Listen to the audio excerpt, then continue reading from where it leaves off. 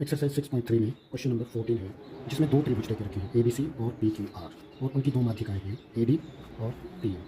ठीक है, माध्यिका क्या करती है, ये इस भुजा को दो इक्वल पार्ट में बांटेगी, मतलब BD और CD इक्वल होंगे और QM और MR इक्वल होंगे। माध्यिका ऐसा करती है, ऑपोजिट साइड को दो इक्वल पार्ट में डिवाइड करती है। इसमें देके रखा है कि कुछ भुजाएं हैं AB PQ के, BC QR के और AD PM के समानुपाती है। मतलब AB और PQ की रेशो AB और PQ की रेशो BC और QR की रेशो और AD और PM की रेशो, ये सारी इक्वल है, समानुपाती का ये मीनिंग निकलता है।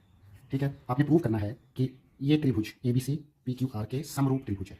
ये प्रूव करना है ABC PQR के समरूप त्रिभुज है। ओके, तो गिवन क्या है, दो त्रिभुज देखे रखे हैं ABC और PQR, जिसमें AD और PM दो माध्यिकाएं हैं तथा इनकी कुछ भुजाएं समानुपाती देके रखी हैं AB PQ और BC QR AD PM। ये जो अनुपात है ये सारे इक्वल है, संगत भुजाओं के अनुपात हैं। प्रूफ क्या करना है, त्रिभुज ABC समरूप है त्रिभुज PQR के। प्रूफ में हम क्या करेंगे, जो इन्होंने रिलेशन दे के रखा है, ठीक है, उसको लिखेंगे AB upon PQ equal to BC upon QR equal to AD upon PM। हम इस पर थोड़ी सी मॉडिफिकेशन लाएंगे। देखो BC जो है उसके दो एक छोटे पार्ट में है, तो मैं BC को 2 टाइम्स BD लिख सकता हूँ।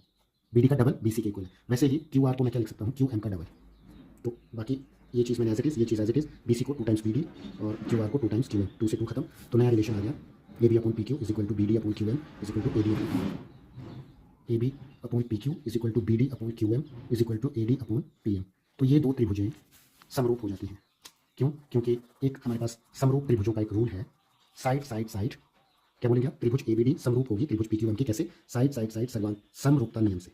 अगर दो त्रिभुजों की संगत भुजाओं का अनुपात बराबर आए या समानुपात आए तो वो त्रिभुजें समरूप त्रिभुजें होती हैं। ओके, अच्छा, ये दो समरूप त्रिभुजें आ गई तो इनके एंगल्स आपस में इक्वल आएंगे। समरूप त्रिभुजें वो होती हैं जिनमें भुजाएं बराबर तो नहीं होती, पर उनके अनुपात, संगत भुजाओं के अनुपात बराबर आते हैं और संगत कोण बराबर आते हैं। ये कोण इसके बराबर, ये वाला कोण इसके बराबर और ये वाला इसके बराबर आएगा। मुझे इसकी ज़रूरत है, इसकी। ओके, तो अब मेरे पास एंगल B एंगल Q के बराबर आ गया, एंगल B एंगल Q के बराबर आ गया, क्योंकि ये छोटी वाली त्रिभुजें समरूप निकली।